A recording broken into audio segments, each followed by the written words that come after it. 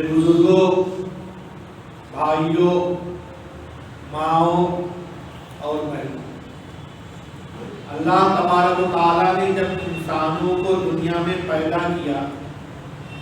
تو انسانوں کی ضرورت کی تمام اہم چیزوں کو فراہم کیا۔ لہذا کھانے کے لیے غذا، پیاس بجھانے کے لیے پانی، آکسیجن کے لیے کس طرح ہوا کا انتظام کیا، اسی طرح اتنی بڑی اور وسیع دنیا میں کوئی انسان اکیلے رہنے کا تصور نہیں کر سکتا تھا۔ لہذا اللہ تعالیٰ نے اس چیز کا بھی انتظام کیا کہ اسے تنہائی کا، اکیلے پن کا احساس ہو، اور اس کے لیے نسل انسانی کو بڑھانے کا بھی ایک واضح نظام دیا، جسے ہم اور آپ رشتہ داری، نکاح اور شادی کا نام دیتے ہیں۔ یہ رشتے اور نکاح دراصل قیامت تک نسل انسانی کے باقی رکھنے کا ذریعہ، انسان کو سکون فراہم کرنے، اپنے ضروریات میں ایک دوسرے کو مدد کرنے اور ایک دوسرے سے مدد لینے کے لیے اللہ تبارک و تعالیٰ نے مشروع کیا۔ اور شادی کو بہت سارے لوگ ہو سکتا ہے ان کی ضرورت تصور کریں، لیکن اللہ تبارک و تعالیٰ نے شادی کے تعلق سے جو کچھ بیان کیا، جب ہم اس پر غور کرتے ہیں تو صاف پتہ چلتا ہے کہ قرآن کریم میں فن کی نکاح کرو، شادی کرو کا حکم دیا، اور نبی اکرم صلی اللہ علیہ وسلم نے بھی فرمایا النکاح من سنتی، سب سے اعلیٰ انسان ہونے کے باوجود میں نبی بھی ہوں، اعلیٰ انسان بھی ہوں، نبیوں کا سردار اور امام بھی ہوں، لیکن اس کے باوجود میرا طریقہ بھی یہ ہے کہ میں بھی نکاح کرتا ہوں، اور آپ صلی اللہ علیہ وسلم نے کئی نکاح کیے، اور صرف نبی اکرم صلی اللہ علیہ وسلم نے ہی نہیں بلکہ اس سے پہلے آنے والے جتنے انبیاء تھے ان میں بیشتر نے بھی نکاح کیے، شادی بیاہ کیے، ان کے بھی بیوی بچے تھے۔ اللہ تعالیٰ فرماتے ہیں وَلَقَدْ أَرْسَلْنَا رُسُلًا مِّن قَبْلِكَ، ہم نے آپ سے پہلے بھی بہت سے نبی اور رسول بھیجے، وَجَعَلْنَا لَهُمْ أَزْوَاجًا وَذُرِّيَّةً، اور ان نبیوں کو بھی ہم نے بیوی بھی دیے اور بچے بھی دیے۔ تو یہ بیوی بچوں کا تصور، اس کی ضرورت یہ ایک انبیائی نبوی ضرورت ہے جسے ہم معمولی اور سرسری انداز میں نہیں لے سکتے۔ اور پھر دوسری جگہ اللہ تبارک و تعالیٰ فرماتے ہیں وَهُوَ الَّذِي خَلَقَ مِنَ الْمَاءِ بَشَرًا، اللہ کی ذات ہی یہ ہے کہ جس نے نطفہ انسانی کے ذریعے، پانی کے ذریعے انسان کو پیدا کرنے کا نظام رائج کیا، فَجَعَلَهُ نَسَبًا وَصِهْرًا، اور پھر اس رشتے کے بعد اللہ تبارک و تعالیٰ نے انسان کو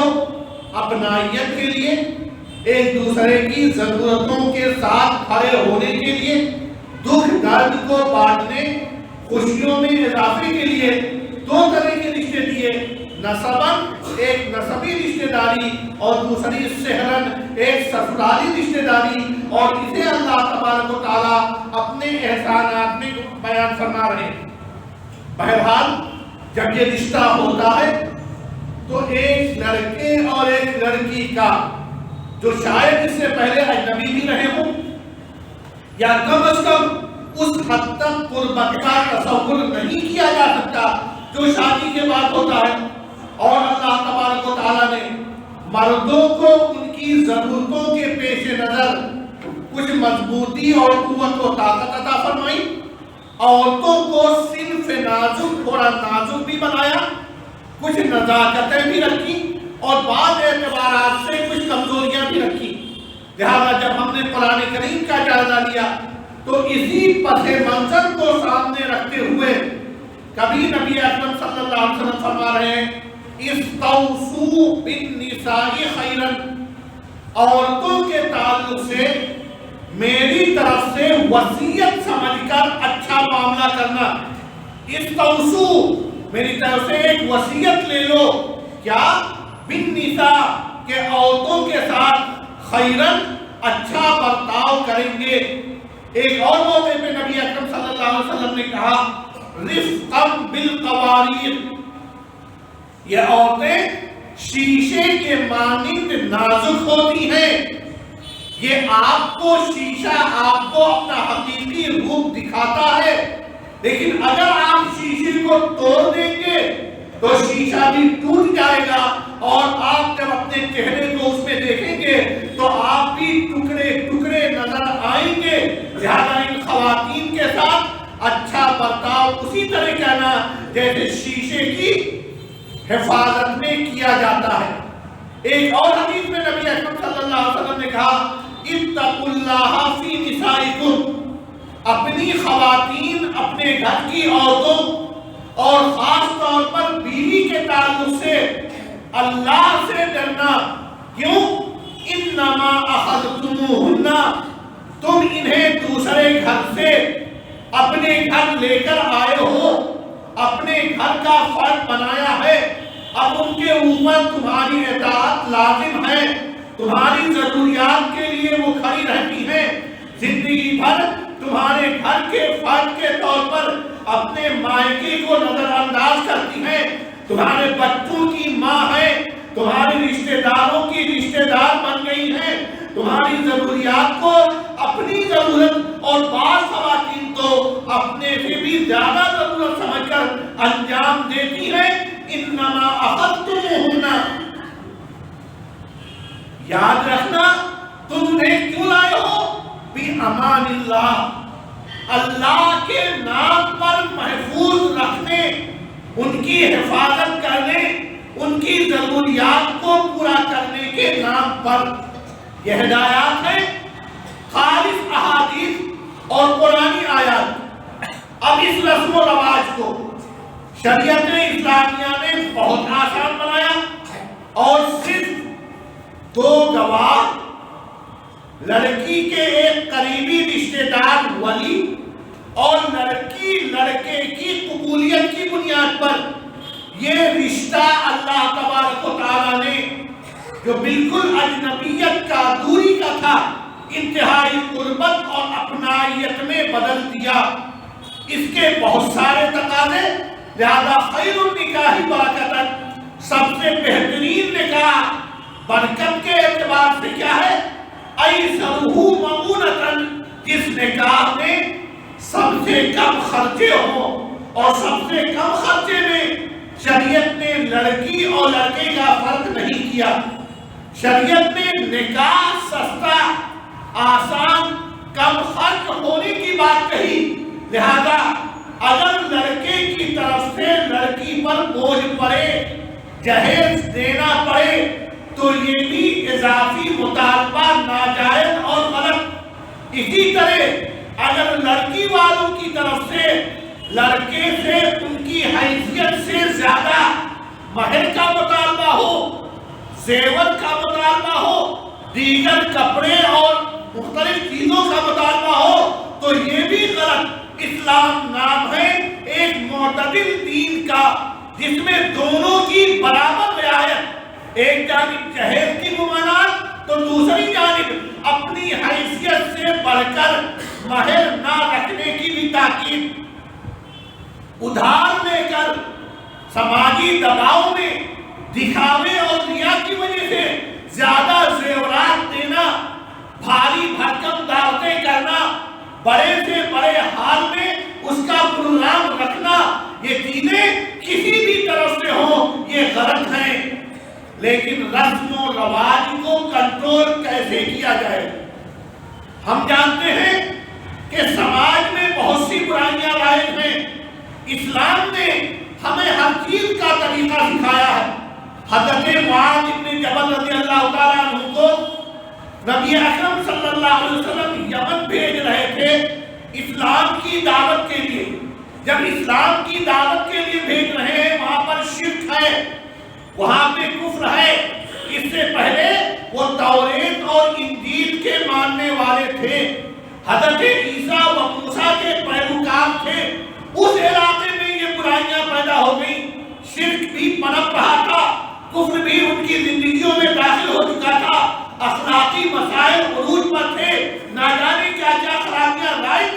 لیکن جب رسموں کو برائیوں کو کنٹرول کرنا ہوتا ہے تو اسلام نے انسانی فطرت کو سامنے رکھ کر ایک نظام دیا. اور نبی اکرم صلی اللہ علیہ وسلم نے حضرت معاذ کو جب بھیجا تو کہا انک تأتی الی قوم، اے معاذ آپ ایسی جماعت کے یہاں جا رہے ہیں من اہلی کتاب، جو آسمانی کتاب کو ماننے والے تھے. توریت اور انجیل ان کی مذہبی کتابیں، حضرت عیسیٰ و موسیٰ ان کے نبی تھے. فَلْيَكُنْ أَوَّلَ مَا تَدْعُوهُمْ، آپ ان کو سمجھانے جا رہے ہیں پہلے ہی مرحلے میں تمام چیزیں اگر بتائیں گے اور اس کا پابند کریں گے تو دین پہ عمل مشکل ہوگا. فَلْيَكُنْ، تو یاد رکھیے اول ما تدعوہم، وہ پہلی چیز جس کی جانب آپ ان کو بلائیں گے وہ کیا ہوگی؟ الہ واحد اللہ، کہ وہ اللہ کو اکیلا واحد اور منفرد مانیں، توحید پر عمل کریں، شرک سے بچیں. فَإِنْهُمْ فَعَلُوا لِذَلِكَ، جب توحید رچ بس جائے تو اگلے مرحلے میں اخبرہم، انہیں بتانا ان اللہ افترض علیہم، کہ اللہ تعالیٰ نے ان کے اوپر فرض کیا ہے 5 صلوات، 5 اوقات کی نماز، فی الیوم واللیلہ، رات اور دن 24 گھنٹے کے وقفے میں. فَإِنْهُمْ فَعَلُوا لِذَلِكَ، اگر یہ کر لیں تو اگلے مرحلے میں بتانا کہ ان کے اوپر روزہ بھی فرض ہے، یہ بھی کرنے لگے تو اگلے مرحلے میں بتانا کہ ان کے مالداروں کو زکات دینا ہے، یہ کرنے لگے تو اگلے مرحلے میں بتانا کہ مالداروں کو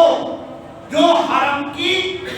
طرف سفر کی استطاعت اور خرچ رکھتے ہیں ان کو حج بھی کرنا چاہیے. تو اسلام نے انسانی فطرت کو مد نظر رکھتے ہوئے بتدریج چیزوں کا حکم دیا. بیک وقت ایسی کوئی حرکت جس سے سماج ٹوٹ جائے، بکھر جائے، اصلاح کے بجائے فساد زیادہ عام ہو جائے، اس سے منع کیا. یہاں پر جہیز کی طرف آنے سے پہلے میں ایک چیز اور بتاؤں گا کہ جس طرح آج جہیز بہت بڑا مسئلہ بن گیا ہے، بہت سی عورتوں کے رشتے نہیں ہوتے، اور وہ لوگ بھی جب جہیز کی اہمیت بہت زیادہ دینے لگتے ہیں تو جن کو اللہ نے بہت کچھ دے رکھا ہے انہیں بھی شکایت ہوتی ہے تم نے ہمیں فلاں معیار کی چیز دینے کے بجائے کمتر معیار کی چیز دی، فلاں گاڑی دینے کے بجائے فلاں گاڑی دی، فلاں معاملہ کرنے کے بجائے خاکی تبادلوں میں یہ کمیاں کی. یہ تمام چیزیں رائج ہیں اور اس وقت بہت بڑا مسئلہ جہیز کا ہے. لیکن ہم اور آپ جانتے ہیں کہ جہیز سے بھی زیادہ بڑا مسئلہ شراب، نشہ خوری اور اس کے برے انجام. اور جب نبی اکرم صلی اللہ علیہ وسلم نے نشہ خوری کا انتظام کیا کہ اس کو کنٹرول کرنا ہے تو یہ بار بھی نہیں کہہ دیا کہ آج سے نشہ ترک کر دو، اس لیے کہ جانتے تھے سماج میں جس طرح یہ برائی رائج ہے، اگر یک طرفہ فوری طور پر مطالبہ کیا جائے تو اس پر عمل آسان نہیں. لہذا آپ صلی اللہ علیہ وسلم نے سورہ بقرہ کی آیت نمبر 219 میں فرمایا یسألونک عن الخمر والمیسر،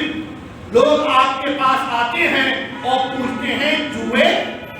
اور نشے و شراب کا حکم کیا ہے. ابتدائی مرحلے میں جب پوچھا گیا تو جس کو اسلام نے ام الخبائث تمام برائیوں کی جڑ کہا تھا، نبی اکرم صلی اللہ علیہ وسلم نے پہلے میں کہا قل، اے نبی آپ کہہ دیجئے فیہما اثم کبیر، اس میں بہت گناہ اور بہت سے نقصانات ہیں، لیکن وَمَنَافِعُ لِلنَّاسِ، لیکن کچھ تھوڑے بہت فائدے بھی اس میں ہیں. کیونکہ نقصان زیادہ کہہ کے کنٹرول کرنا ہے کہ کسی کے بھی سامنے جب یہ پہلو آئے گا نقصانات زیادہ تو کوئی بھی اپنے کو زیادہ نقصان میں ڈالنا نہیں چاہتا. ایک تعداد کنٹرول کرے گی، ایک تعداد کم کرے گی، ایک تعداد اس سے بچنے کی کوشش کرے گی. ہو سکتا ہے کر پائے، کامیاب ہو سکتا ہے پوری طرح کامیابی نہ ملے. پھر کچھ مرحلہ گزرا اور سورہ نساء کی آیت نمبر 33 میں اللہ تعالیٰ نے اگلے مرحلے میں کہا لا تقربوا الصلاة وانتم سکارا، تم جب نماز پڑھنے جاؤ تو نشے کا اثر نہ ہو۔ 5 وقت نماز اور نشے کا اثر گھنٹہ 2 گھنٹہ 4 گھنٹہ، یعنی نماز پڑھنے جانا ہے تو 1-2 گھنٹہ پہلے 1-2 گھنٹہ بعد بنا کر کے 5 نمازیں، اور 5 نمازوں میں ہر حال میں 12-14 گھنٹے اگر انسان کو اللہ تعالیٰ نے نشے سے دور رکھنے کا انتظام کیا تو عام طور پر انسان کے جگنے کے اوقات 12 سے 16 گھنٹے ہوتے ہیں، بچنے کا امکان اور بڑھ گیا۔ اور پھر جب دیکھا کہ لوگوں کے اندر اب صلاحیت پیدا ہو گئی ہے، اس کی برائیاں بیٹھ گئی ہیں، اس کا استعمال کسی حد تک کم ہو گیا ہے، لوگ دور رہنے پر آمادہ نظر آ رہے ہیں، تو اگلے مرحلے میں سورہ مائدہ کی آیت نمبر 90 میں اللہ تعالیٰ نے فرمایا انما الخمر والمیسر والازلام والانصاب رجس من عمل الشیطان، یہ شراب خوری، یہ جوا، یہ مختلف چٹانوں اور استھانوں پہ جا کر ان کی پوجا کرنا، یہ تمام چیزیں رجس ناپاکی اور گندگی ہے، من عمل الشیطان، انسان نہیں کرتا، یہ شیطانوں کے کام ہے، تمہیں نہیں کہنا چاہیے۔ اور پھر فَاجْتَنِبُوهُ، اب پورے طور پر بچنا۔ جس طرح شراب کی لت تھی، جس طرح یہود و نصارہ میں پنپنے والی برائیاں تھیں، نبی اکرم صلی اللہ علیہ وسلم نے درجہ بدرجہ دھیرے دھیرے اسے کنٹرول کیا، اور جب دھیرے دھیرے کیا تو اللہ کا فضل ہے کہ وہ چیز کنٹرول میں آئی، اور مسلمانوں کے اندر اس کے تعلق سے عام مزاج بنا۔ اور جب یہ آیت نازل ہوئی تو لوگوں کے گھروں میں جو مٹکوں میں بھرے ہوئے شراب تھے وہ نالیوں میں بہنے لگے، لیکن کسی کے گھر میں شراب بچا کے نہیں رکھا گیا، شراب بنانا بند ہو گیا، شراب کے کاروبار کرنے والوں سے نفرت اور دوریاں بڑھنے لگی، یہاں تک کہ اس سماج میں اسے چھوڑ دیا گیا۔ آج ہمارے درمیان جہیز کی وبا، مہر زیادہ رکھنے کی وبا، عظیم فنکشن کرنا، چاہے اس کے لیے ادھار لینا پڑے، زمین و جائیداد کو بیچنا پڑے، یہ رائج ہے۔ اور اگر ہمیں سماج کو سنبھالنا ہے، اگر قیامت تک نسل انسانی کی بنیادی ضرورتوں جس میں بیوی بچوں اور ان کی ضرورتیں شامل ہیں اسے صحیح رخ میں چلانا ہے تو شادیوں کو آسان کرنا ہوگا۔ نہ لڑکی والوں سے جہیز کا مطالبہ درست ہوگا، نہ لڑکی والوں کا زیادہ زیور کا مطالبہ درست ہوگا، نہ مہر میں زیادتی درست ہوگی، نہ دکھاوے کے لیے بڑے سے بڑے میرج ہال اور لان کا انتخاب مناسب ہوگا۔ اور اگر ہم نے ایسا کیا تو انشاءاللہ اس سماج میں نبی کی سنت کو سامنے رکھ کر اگر ہم کچھ بھی کر پاتے ہیں تو انشاءاللہ ہم نبی کے ان وارثین میں ہو سکتے ہیں جن کا اجر و ثواب بہت زیادہ۔ لہذا میں نے ہمیشہ کہا کسی بھی کام کو روکنے کے لیے بتدریج دھیرے دھیرے ہم اگر عہد کرتے ہیں جہیز کے لین دین کو روکیں گے تو پہلے مرحلے میں ہم پورے مضبوطی کے ساتھ یہ عزم کریں کہ اگر کوئی بھی جہیز کا مطالبہ کرتا ہے، پہلا مرحلہ اگر کوئی بھی جہیز کا مطالبہ کرتا ہے تو ہو سکتا ہے جہاں شادی کر رہا ہے ان کی مجبوریاں ہوں وہ دے سکتے ہیں، مجبوری میں بھیک مانگ کر ادھار لے کر زمین و جائیداد کو بیچ کر وہ مجبوری میں دے سکتے ہیں۔ لیکن اگر ہمیں پتہ چل جائے کہ جہیز کا مطالبہ ہو رہا ہے تو مطالبہ کرنے والوں کی شادیوں میں جانے سے پرہیز کریں۔ اگر مطالبے کا علم ہو جائے، جہیز میں کمی کی شکایتیں ہونے لگے تو پہلے مرحلے میں ہمیں ان سے دوری اور اس کے اس عمل پر ناگواری کا اظہار کرنا۔ دوسرے نمبر پر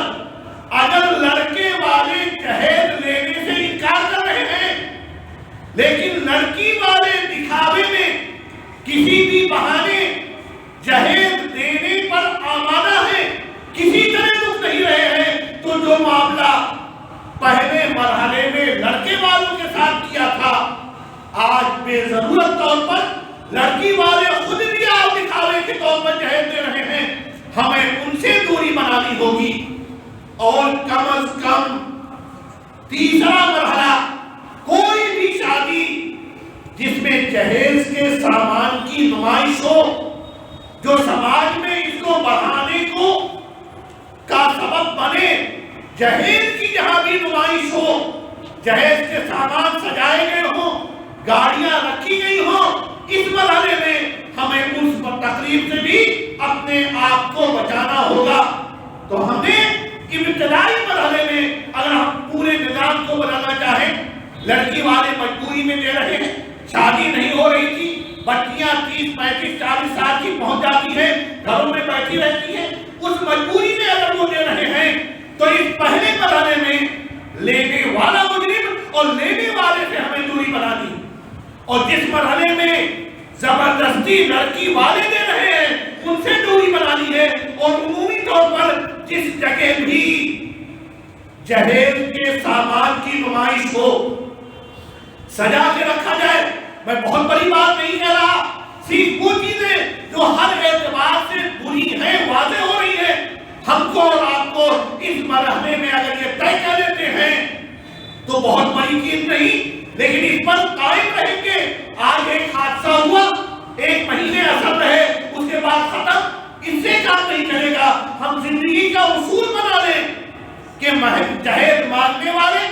زبردستی جہیز دینے والے، جہیز کی نمائش کرنے والے، ہم ان سے دوری بنائے رہیں گے، ان کے قریب نہیں جائیں گے۔ اور ایک چیز اور یاد رکھیے گا، اسلام نے ہر ایک کے حقوق، ہر ایک کے حصے میں اس کی حصے داری کا ایک شرعی نظام دیا ہے۔ جب اس نظام کی پابندی ہوگی تو ہر ایک کو اس کا صحیح حق ملے گا، اور اگر اس نظام کی اندیشی ہوگی تو اللہ تبارک و تعالیٰ اس کا حق کسی بھی شکل میں نکلوا کر اس کو پہنچائیں گے۔ لیکن ہاں،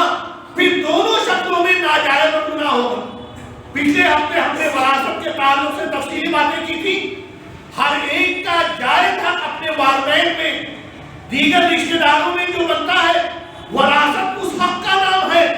اور اس کو اللہ تبارک و تعالیٰ نے کبھی کہا یہ اللہ کا فرض کیا ہوا ہے، کبھی کہا یہ اللہ کی وصیت ہے، کبھی کہا یہ اللہ کی طرف سے لازم کردہ ہے، کبھی کہا تم نہیں جانو گے کہ تمہارا فائدہ باپ سے زیادہ ہوگا یا بیٹی سے زیادہ ہوگا، اور مختلف طریقوں سے ان کی خلاف ورزی کرنے والوں کو دوزخ کی،